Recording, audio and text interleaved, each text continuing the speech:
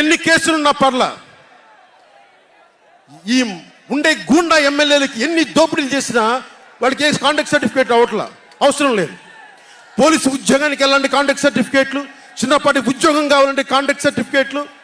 కానీ మనల్ని పాలించే ఈ వైఎస్ జగన్కి, వీళ్ళ అనుంగులైన ఈ దాష్టీకుల సమూహానికి కాంటాక్ట్ సర్టిఫికేట్ అవసరం లేదు.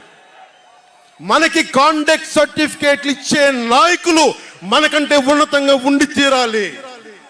మీరు అలా కాకుండా దోపిడీగాళ్ళని, దొంగల్ని ఎన్నుకుంటే మనమే బాధపడాల్సి వస్తుంది. ఈ రోజున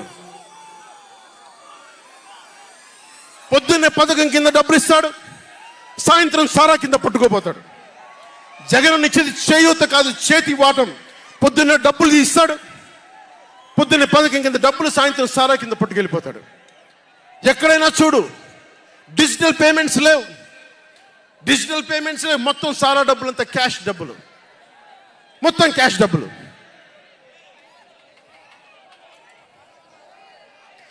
ఇలాంటిది నేను ఇన్ని రోజుల నుంచి, ఇన్ని సంవత్సరాల నుంచి నిలబడే ఉన్నాం. బాధగా ఉంది. అరే మా నేల ఏమైపోతుందని బాధ ఉంది. కింద మీద పడుతున్నాం. ఏ రోజు కూడా ఎవరిని చేయి సాచి డబ్బులు అడగలా, నిలబడి ఉన్నాం. కష్టపడి సంపాదించిన డబ్బులు తీసి పార్టీని నడిపాం. ఎవరున్నారు నా వెనక? మహామహులు ఉన్నారా? నన్ను నమ్మే నా జన సైనికులు, నమ్మిన నా తల్లులు తప్ప ఎవరున్నారు నా వెంట? ఎందుకు నిలబడి ఉన్నాం?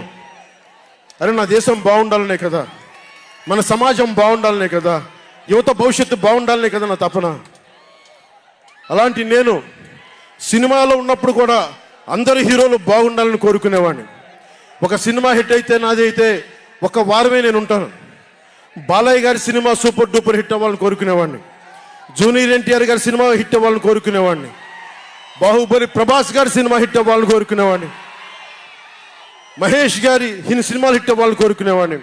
మెగాస్టార్ చిరంజీవి గారు అద్భుతంగా విజయాలు సాధించాలని కోరుకునేవాడిని. రామ్ చరణ్ విజయాలు సాధించాలని కోరుకునేవాడిని. ఇలాంటి అల్లు అర్జున్ లాంటి పుష్ప హీరో అద్భుతంగా ఉండాలని, గొప్ప అవార్డు సాధించాలని కోరుకునేవాడిని. ఇలా ఎందరో, ఒకళ్ళు కాదు, ఎందరో వారందరికీ పేరు పేరున చెప్పలేను, కానీ అందరూ బాగుండాలని కోరుకునేవాడిని. అలాంటి నేను కోరుకుంటుంది కూడా మీరందరూ బాగుండాలి. మనలో మనం కొట్లాడకుండా, కులాల మధ్య కొట్లాడకుండా, వర్గాల మధ్య పోరు లేకుండా, ప్రాంతీయ విభేదాలు లేకుండా ఆంధ్రప్రదేశ్ సుభిక్షంగా ఉండాలని తపన పడేవాడిని నేను. అలాంటి నేను కొన్ని నిర్ణయాలు తీసుకుంటాం. ఆ నిర్ణయాలు ఎలాంటివి? నాకు సంబంధించినవి కాదు, ప్రజలకు సంబంధించినవి. పొత్తులో భాగంగా నేను 24 స్థానాలు తీసుకున్నాను. 24 అసెంబ్లీ స్థానాలు తీసుకుంటే ఇంతేనా అంటున్నారు. 24ఏనా? ఇంతేనా? మనోళ్ళు కాదు, అవతలి వాళ్ళకి తెలియట్లా. బలి చక్రవర్తి కూడా వామనుణ్ణి చూసి ఇంతేనా అన్నాడు. బలి చక్రవర్తి కూడా వామనుణ్ణి చూసి ఇంతేనా అన్నాడు. నెత్తి మీద కాలు పెట్టి బలి చక్రవర్తిని అధాపాతాళానికి తొక్కుతున్నప్పుడు తెలిసింది ఎంతో అని. ఇంతింతై వటుడింతై నభో వీధిపై నంతై తోయిద మండలాగ్రమణకంతై వామనవతారాన్ని చూపిస్తుంది జనసేన. జగన్ గుర్తుపెట్టుకో, అధాపాతాళానికి తొక్కకపోతే నా పేరు పవన్ కళ్యాణే కాదు, మా పార్టీ జనసేనే కాదు, మర్చిపోకో.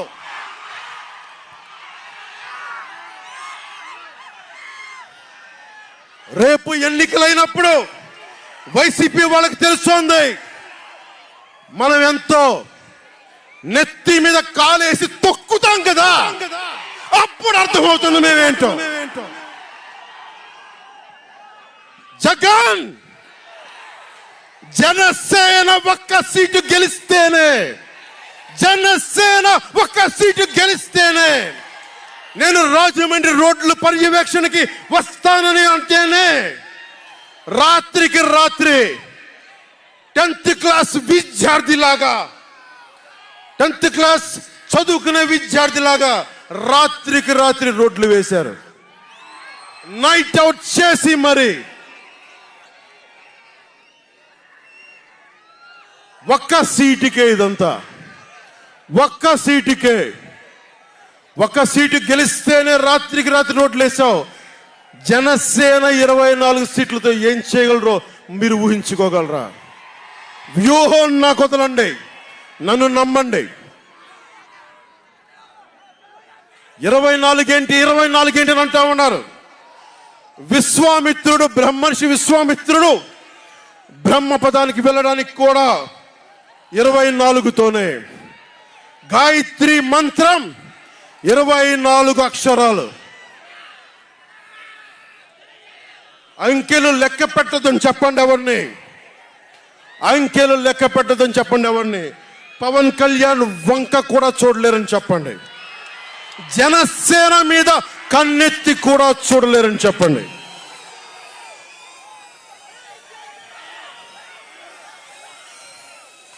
మనకి వైసీపీ జగన్ లాగా వేల కోట్లాది రూపాయలు వారసత్వంగా తినేసామా ఏంటి? మనం ఎన్నికలు రాగానే నియోజకవర్గానికి 50 నుంచి 100 కోట్లు తీయడానికి, ఖర్చు పెట్టడానికి, అన్ని స్థానాల్లో పోటీ చేయడానికి మన దగ్గర 50, 100, 1000 కోట్ల డబ్బులు ఉన్నాయా? మన దగ్గర దోచేసిన డబ్బులు ఉన్నాయా? లేదంటే 4 దశాబ్దాల సుదీర్ఘమైన అనుభవం ఉన్న ఒక వ్యవస్థలు ఉన్నాయా మన దగ్గర? తెలుగుదేశం పార్టీ నాయకుల్లాగా ఏమున్నాయి మన దగ్గర? వెతుక్కున్నాం, ఇటుక పెంచుకున్నాం. ఇప్పుడిప్పుడే ఇల్లు కడుతున్నాం. జనసేన ఇల్లు కడుతున్నాం. కోట కూడా కడతాం. తాడేపల్లి జగన్ కోట కూడా బద్దలు కొడతాం. సామాన్యుడు రాజకీయం చేస్తే భరించలేని ఆధిపత్యపు ధోరణి. సామాన్యులు రాజకీయం చేస్తే తట్టుకోలేరు. అధికారం వాళ్ళ ఫ్యాక్షన్ కోటల్లోనే ఉండాలి. అది దాటి మనలాంటి మామూలులోకి వస్తే, మనం వ్యూహాలు వేస్తే, మనం పొత్తులు పెట్టుకుంటే వాళ్ళు భరించలేరు. అందుకని రకరకాలుగా చెప్తారు కథలు. సామాన్యుని రాజకీయం భరించమని చెప్పండి. జగన్ సామాన్యుడు రాజకీయం చేస్తే ఇలాగే ఉంటది. వ్యూహాలు వేస్తాం, పొత్తులు పెట్టుకుంటాం, నీ కోటలు బద్దల కొడతాం.